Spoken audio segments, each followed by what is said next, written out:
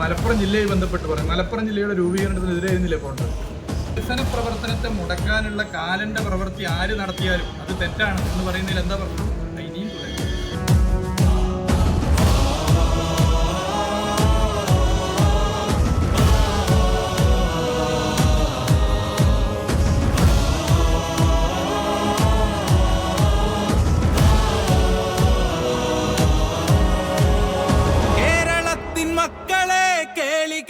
മക്കളെ കാലന്റെ പണി എടുക്കരുത് എന്നാണ് അവിടെ പറഞ്ഞത്. ഈ പദ്ധതി മുടക്കാൻ കാലനായി മാറുന്നതിനെതിരെ ജനങ്ങൾ പ്രതികരിക്കും. സ്വാഭാവിക ജനങ്ങളോടുള്ള വെല്ലുവിളിയാണ്. അത് പറഞ്ഞതിന് കാലെന്ന് വിളിച്ചു എന്ന് പറഞ്ഞിട്ട് ഇവിടെ പ്രകടനം നടത്തിയപ്പോൾ കോൺഗ്രസ്സുകാർ അവർക്ക് ചിലപ്പോൾ എനിക്ക് തോന്നുന്നു അതെന്തോ ഒരു നിർബന്ധം ഉണ്ടെന്ന് തോന്നുന്നു. മന്ത്രി വസതിയിലേക്ക് വരെ അതിന്റെ ഭാഗമായി കോൺഗ്രസ് മാർച്ച് എടുത്തു. KC വേണുഗോപാലിനെ കാലെന്ന് വിളിച്ചു നിന്നിട്ടാ മാർച്ച്. അപ്പോൾ കാലനായി മാറരുത്, കാലനാവാൻ ശ്രമിക്കരുത് എന്ന് പറഞ്ഞാൽ കാലനാണ് എന്ന് ഉറപ്പിക്കുക കോൺഗ്രസ്. ഈ നൂറ്റാണ്ടെടുത്ത് പരിശോധിച്ചാൽ കേരളത്തിന്റെ മുഖ്യമന്ത്രി ഇവരൊക്കെ ഉപയോഗിച്ച വാക്കുകൾ എന്തൊക്കെയാണ്? കേരളത്തിലെ ഇടതുപക്ഷ ജനാധിപത്യ നേതാക്കന്മാർ ഇവരൊക്കെ ഉപയോഗിച്ച വാക്കുകൾ എന്തൊക്കെയാണ്? അങ്ങനെ എന്തെങ്കിലും ഞങ്ങൾ ഉപയോഗിക്കുന്നുണ്ടോ? ഒരു വികസന പ്രവർത്തനത്തെ മുടക്കാനുള്ള കാലന്റെ പ്രവൃത്തി ആര് നടത്തിയാലും അത് തെറ്റാണ് എന്ന് പറയുന്നതിൽ എന്താ പ്രശ്നം? ഇനിയും തുടരും, ഇനിയും പറയും. ഇപ്പൊ പുതിയ ചില വാദം കൊണ്ടുണ്ട്. PSC മോശം. ഇവിടെ PSC ആര് മോശമാക്കി? PSC എല്ലാ നിലയിലും അതിൻ്റെ വിശാലമായ ജനാധിപത്യപരമായ പ്രാധാന്യത്തെ കാണുന്നവരാണ് ഞങ്ങൾ.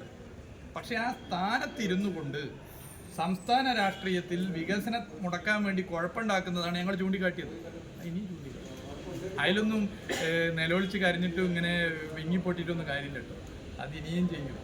അതിന് 15 ആൾ ഒരുമിച്ച് പ്രസ്താവന ഇറക്കിയാലും ഞങ്ങളെല്ലാവരും ശക്തമായി ഇത്തരം വിഷയങ്ങൾ തുറന്നു കാണിക്കും. ക്ഷേമ പെൻഷനെ മോശമാക്കാൻ ശ്രമിച്ചില്ല, ഞങ്ങൾ തുറന്നു കിട്ടിയില്ല. അപ്പോൾ ഇത് ഇനിയും തുറന്ന് കാണിക്കും. അത് തുറന്ന് കാണിച്ചുകൊണ്ട് തന്നെ പോകും. അതിന് കനകോലം എഴുതി കൊടുക്കുന്ന ഡയലോഗൊന്നും മതിയാവില്ല. അത് അത്രയും ഞങ്ങൾക്ക് ഈ വിഷയത്തിൽ ബന്ധപ്പെട്ട് പറയാം. മണ്ഡലത്തിലെ കോൺഗ്രസ് രാഷ്ട്രീയം പറയാൻ മടിക്കുന്നുണ്ടോ? കോൺഗ്രസിനും UDFനും ശരിയായ രാഷ്ട്രീയം പറയാൻ പറ്റുന്ന സാഹചര്യമാണോ കേരളത്തിൽ? കേരളത്തിലെ സർക്കാരിനെ കുറിച്ച് നല്ല നിലയിൽ ചർച്ച ചെയ്തു. സർക്കാരിൻ്റെ പോസിറ്റീവ് സൈഡിനെതിരെ എന്താണ് ഇവർക്ക് പറയാൻ പറ്റുക? രാഷ്ട്രീയ നിലപാട് ഇടതുപക്ഷം എടുക്കുന്ന ശരിയായ രാഷ്ട്രീയ നിലപാടുകൾ. ഞാൻ XY ഓരോ വിഷയം പറയുന്നില്ല. ഇവരെടുക്കുന്ന സമീപനം. അപ്പോൾ മലപ്പുറം ജില്ലയെ ബന്ധപ്പെട്ട് പറയും. മലപ്പുറം ജില്ലയുടെ രൂപീകരണത്തിനെതിരായിരുന്നില്ലേ കോൺഗ്രസ്? മലപ്പുറം ജില്ലയെ ബന്ധപ്പെട്ട ജില്ല രൂപീകരിച്ച് കഴിഞ്ഞുള്ള ഓരോ നാൾ വഴികളെടുത്ത് പരിശോധിച്ചാൽ ഇടതുപക്ഷ ഗവൺമെൻറ്റുകളെടുത്തുള്ള സമീപനം നമുക്കറിയില്ല. അപ്പോൾ ചരിത്രം, രാഷ്ട്രീയം ഇതൊന്നും പറയാൻ ഒരു തരത്തിൽ ഇവർക്ക് സാധിക്കാത്ത സ്ഥിതിയാണ്. അതോടൊപ്പം ഞങ്ങൾ ഏറ്റവും മികച്ച സ്ഥാനാർത്ഥിയോടെ മത്സരിക്കും. ഞങ്ങളുടെ തലമുറയിലൊരു പ്രതിഭയാണ് സഖാവ് സ്വരാജ്. ഞങ്ങളുടെ തലമുറയിലെ പ്രതിഭ എന്ന് പറഞ്ഞാൽ ഞങ്ങൾ LDFൻ്റെ മാത്രമല്ല UDFും BJPയും രാഷ്ട്രീയമുള്ളവരും രാഷ്ട്രീയമില്ലാത്തവരുമായ ഞങ്ങളുടെ തലമുറയിലൊരു പ്രതിഭയാണ് സഖാവ് സ്വരാജ്. ആ നിലയിൽ അവതരിപ്പിച്ച് ജനം സ്വീകരിച്ചു. ഇടതുപക്ഷത്തിൻ്റെ പ്രതീകമാണ്. അതുകൊണ്ട് നല്ല വിജയം ഈ തെരഞ്ഞെടുപ്പിലുണ്ടാവില്ല. ഏതൊക്കെ നിങ്ങൾ കൊടുക്കില്ല എന്നറിയില്ല. നിങ്ങൾ കൊടുക്കാതിരിക്കുകയാണെങ്കിൽ അത് ചൂണ്ടിക്കാട്ടാനുള്ള വീഡിയോ വേറെ എടുക്കുന്നുണ്ടെന്ന് ഞാൻ മനസ്സിലാക്കുന്നു.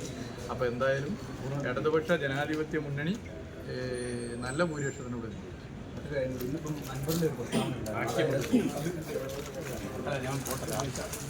ആവശ്യമില്ല. ഞങ്ങളുടെ തലമുറയിലെ ഒരു പ്രതിഭയാണ് സഖാവ് സ്വരാജ് എല്ലാ നിലയിലും. ഞങ്ങളുടെ തലമുറ എന്ന് പറഞ്ഞാൽ ഞങ്ങൾ ഇടതുപക്ഷ പ്രസ്ഥാനത്തിൽ പ്രവർത്തിക്കുന്ന ഞങ്ങളുടെ തലമുറയല്ല. ഏത് രാഷ്ട്രീയ പ്രസ്ഥാനത്തിലും ഒരു രാഷ്ട്രീയ പ്രസ്ഥാനത്തിലും ഇല്ലാത്ത ഞങ്ങളുടെ തലമുറയിൽ ഒരു പ്രതിനിധിയാണ് എല്ലാ നിലയിലും. ആ നിലയിൽ സ്വരാജിനെ പോലെ ഒരു വ്യക്തി നവകേരള വികസനത്തിന് നമുക്കൊപ്പം വേണ്ടതുണ്ട്. അത് പൊതുവേ ജനം ആഗ്രഹിക്കുന്നുണ്ട്. അത് ജനം വലിയ പ്രതീക്ഷയോടുകൂടിയാണ് കാണുന്നത്. ഈ LDF മാത്രമല്ല UDFും ശക്തമായി സർക്കാരിന്റെ വിലയിരുത്തലാകും എന്ന് പറഞ്ഞൊരു തെരഞ്ഞെടുപ്പാണ്. ഇപ്പോൾ ഒരു ഭരണകക്ഷിക്ക് സർക്കാരിന്റെ വിലയിരുത്തലാകും എന്ന് പറയുമ്പോൾ അതിന് റിസ്ക് ഫാക്ടേഴ്സ് ഉണ്ട്. പ്രത്യേകിച്ച് നിയമസഭാ തെരഞ്ഞെടുപ്പ് ഇവിടെ വരാൻ പോകും. അല്ല, അത് ചേലക്കരയിലും പറഞ്ഞല്ലോ. UDF ചേലക്കര തെരഞ്ഞെടുപ്പിന്റെ ചുമതല വഹിച്ച് പ്രവർത്തിച്ച ഒരു ഇടതുപക്ഷ ജനാധിപത്യങ്ങളുടെ പ്രവർത്തകനാണ്. ചേലക്കര തെരഞ്ഞെടുപ്പിൽ എന്തൊക്കെയാ പറഞ്ഞത്? ചേലക്കര ഭരണത്തിനെതിരെയുള്ള വിധിയെഴുത്താവും എന്നൊക്കെ പറഞ്ഞില്ലേ? വോട്ടെണ്ണി കഴിഞ്ഞപ്പോൾ ഞങ്ങൾ ജയിച്ചില്ലേ? അപ്പോൾ സ്വാഭാവികമായും ഇടതുപക്ഷ ജനാധിപത്യ മുന്നണിക്ക് അനുകൂലമാണ് കേരളത്തിൻ്റെ രാഷ്ട്രീയം. ഇടതുപക്ഷ ജനാധിപത്യ മുന്നണി സർക്കാരിൻ്റെ ജനക്ഷേമ പ്രവർത്തനങ്ങൾ അത് പൊതുവെ ജനങ്ങൾ കാണുന്നുണ്ട്. സാധാരണ മനുഷ്യരുടെ ജീവിതത്തിൽ മാറ്റം വരുത്താൻ ഞങ്ങൾക്ക് പറ്റുന്നുണ്ട്. ഞങ്ങളുടെ നയവും നിലപാടും പരിപാടിയും പൊതുവെ ജനങ്ങൾ അംഗീകരിക്കുന്നു. ജനക്ഷേമ പ്രവർത്തനങ്ങൾ ഇപ്പോൾ പരിഹസിച്ചില്ലേ കോൺഗ്രസിൻ്റെ ദേശീയ നേതാവ്? കോൺഗ്രസ് ഭരിക്കുന്ന കർണാടകയിൽ ക്ഷേമ പെൻഷൻ ഇല്ല. കോൺഗ്രസ് ഭരിക്കുന്ന സംസ്ഥാനങ്ങളിൽ ക്ഷേമ പ്രവർത്തനങ്ങൾ ദുർബലമാണ്. BJP ഭരിക്കുന്നിടത്തും ദുർബലമാണ്. ഇടതുപക്ഷം ഒരു ബദലാണ്. ഇടതുപക്ഷം ഒരു ബദലായി നിൽക്കുന്നു, ഒരു പ്രതീക്ഷയാണ് ജനങ്ങൾക്ക്. അതുകൊണ്ടല്ലേ ഞങ്ങൾ പിടിച്ചു നിൽക്കുന്നത്. എന്തൊരു അടിയാണ് നിങ്ങൾ മാധ്യമങ്ങളെ ഉടമകളുടെ രാഷ്ട്രീയ താല്പര്യത്തിന്റെ ഭാഗമായിട്ട് ഇടതുപക്ഷ സർക്കാരിനെ അടിക്കുന്നത്, ഇടതുപക്ഷ രാഷ്ട്രീയത്തെ അടിക്കുന്നത്. എന്നിട്ട് ഞങ്ങളിങ്ങനെ മുന്നോട്ട് പോവല്ലേ? നിങ്ങളൊന്ന് ആലോചിച്ച് നോക്കുക. ആ ചെറിയ കാര്യമായിട്ടാണോ അത്? എന്തുകൊണ്ട് അങ്ങനെ മുന്നോട്ട് പോകുന്നത്? എന്താ ഞങ്ങളുടെ ആത്മവിശ്വാസം? ജനപിന്തുണയാണ്. ഞങ്ങൾ ശരിയാണെന്നുള്ള ആത്മവിശ്വാസമാണ്. അപ്പൊ അതുമായി ഞങ്ങൾ മുന്നോട്ട്. ബാക്കി നമുക്ക് പിന്നെ പറയാം. ഒരൊറ്റ കാര്യം, ഈ തെരഞ്ഞെടുപ്പുമായി ബന്ധപ്പെട്ട് വലിയ തരത്തിലുള്ള വർഗീയ പ്രചരണം കൂടി സാമൂഹ്യ മാധ്യമങ്ങളിലൊക്കെ നടക്കുന്നുണ്ട്. അത് ദൗർഭാഗ്യകരമാണ്.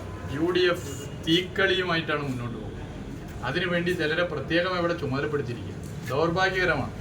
തെരഞ്ഞെടുപ്പിൽ ആരോഗ്യകരമായ രാഷ്ട്രീയം പറയണം. അതിന് പകരം ജനങ്ങളെ ഭിന്നിപ്പിക്കാനുള്ള മതവർഗീയ അജണ്ടയുമായി UDF മുന്നോട്ട് പോകരുത്. ഇതൊരു അഭ്യർത്ഥനയാണ്. അവസാനമായി ഒരു കാര്യം കൂടി. രാവിലെ ജോർജ് കുര്യൻ പറയുകയുണ്ടായി, ഈ ദേശീയപാത വികസനവുമായി ബന്ധപ്പെട്ട പ്രശ്നങ്ങൾ പരിഹരിക്കും, പക്ഷെ അവസാനം ക്രെഡിറ്റ് അടിക്കാൻ ആരും വരരുത് എന്ന് പറയുകയുണ്ടായി. അതിനെക്കുറിച്ച് അല്ല, ഇതിന്റെ ക്രെഡിറ്റ് ജനങ്ങൾക്കാണ്. ജനങ്ങൾക്ക് ഇതൊക്കെ അറിയാം. ഇന്ത്യയുടെ ചരിത്രത്തിൽ ആദ്യമായി ദേശീയപാത വികസനത്തിന് പണം ചെലവഴിച്ച സർക്കാർ ഏതാണ്? LDF സർക്കാർ. ചെലവഴിച്ച തുക എത്രയാണ്? 5600 കോടിയാണ്. ആരാണ് മുഖ്യമന്ത്രി? സഖാവ് പിണറായി വിജയനാണ്. ഭൂമി ഏറ്റെടുക്കലുമായി ബന്ധപ്പെട്ട പല വയൽക്കിളി സമരം ഉൾപ്പെടെയുള്ള സമരങ്ങൾ ഉണ്ടായിട്ട് പ്രതിസന്ധി അതിജീവിച്ച് മുന്നോട്ട് പോയ സർക്കാർ ഏതാണ്? ഇടതുപക്ഷ സർക്കാരാണ്. നാഷണൽ ഹൈവേ അതോറിറ്റി ഓഫ് ഇന്ത്യയുടെ തലവൻ തന്നെ പലതവണ പറഞ്ഞു, ഇന്ത്യയിലെ ഏതൊരു സ്റ്റേറ്റ് ഗവൺമെന്റ് മാതൃകയാണ് കേരളത്തിലെ ഗവൺമെന്റ്. കൂടെ നിന്ന് ഞങ്ങളെ സഹായിക്കുന്നു. നൂറ്റാണ്ടുകളുടെ പാരമ്പര്യമുള്ള ഹിന്ദു പത്രം എഴുതി കർണാടകയിൽ ഒച്ചിന്റെ വേഗത്തിലെ ഈ പദ്ധതി കേരളത്തിൽ അതിവേഗം നടക്കുന്നു. സ്റ്റേറ്റ് ഗവൺമെന്റിന്റെ എഫേർട്ടാണ്. എല്ലാവരും ഒരുപോലെ പറയുന്നു. മന്ത്രി ശ്രീ നിതിൻ ഗഡ്കരി പറയുന്നു. അപ്പൊ അത് ജനങ്ങളാണ് തീരുമാനിക്കേണ്ടത്. ഏതെങ്കിലും ഒരു വ്യക്തിയോ ഏതെങ്കിലും ഒരു സർക്കാരോ ക്രെഡിറ്റ് അടിക്കാൻ തീരുമാനിച്ചാൽ അടിച്ചു പോകുന്ന സാധനമല്ല ക്രെഡിറ്റ്. അത് ജനമാണ് തീരുമാനിക്കുക. ജനം ഇതൊക്കെ കാണുന്നുണ്ട്. ജനം എല്ലാ കാര്യവും മനസ്സിലാക്കുന്നുണ്ട്. അതാണ് ഇടതുപക്ഷത്തിന്റെ ആത്മവിശ്വാസം. ഇടതുപക്ഷ സർക്കാർ അല്ലായിരുന്നു 2016 കേരളത്തിൽ അധികാരത്തിൽ വന്നതെങ്കിൽ ഈ പദ്ധതി ഉണ്ടാകുമായിരുന്നു? ഉണ്ടാകില്ല. ജനത്തിനത്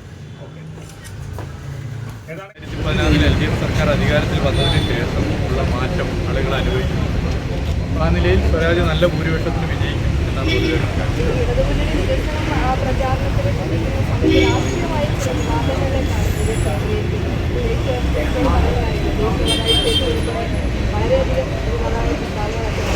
അല്ല, UDFന് പറയാനൊന്നുമില്ല. അതുകൊണ്ട് അനാവശ്യ വിവാദങ്ങളിലേക്ക് കടക്കും. ദേശീയപാത നമ്മൾ ചർച്ച ചെയ്തതാണ്. ദേശീയപാത വരേണ്ടത് ലോകത്തെവിടെയുള്ള മലയാളിയുടെ ആഗ്രഹമാണ്. നിർമ്മാണത്തിലെ ചില പ്രശ്നങ്ങൾ തീർച്ചയായിട്ടും ആ പ്രശ്നങ്ങൾ പരിഹരിക്കണം. പക്ഷെ അതുകൊണ്ട് പാതയുടെ ഭാഗമായുള്ള പ്രവർത്തനം നിർത്താനോ പദ്ധതി ഉപേക്ഷിക്കാനോ പാടില്ല. എന്നാൽ ഇവിടെ കോൺഗ്രസിൻ്റെ ഉത്തരവാദിത്തപ്പെട്ട നേതാക്കന്മാർ ഈ പദ്ധതി മുടക്കാനുള്ള പ്രവർത്തനം നടത്തുന്നു എന്നുള്ളത് അവരുടെ പ്രസ്താവനകളിൽ നിന്ന് നമുക്ക് മനസ്സിലാക്കാൻ പറ്റും. അത് ജനം വിലയിരുത്തുന്നുണ്ട്. ദേശീയപാത ചർച്ച ചെയ്യപ്പെടണം.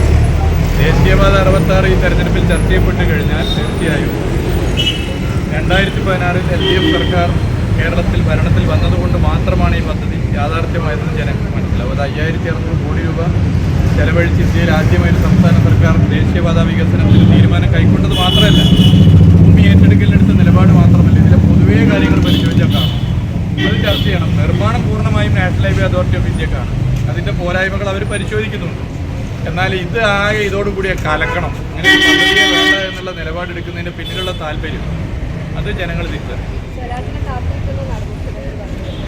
തീർച്ചയായിട്ടും സ്വരാജ് നവകേരളത്തിൻ്റെ മുന്നോട്ടുള്ള കുതിപ്പിന് നമുക്കൊപ്പം കേരള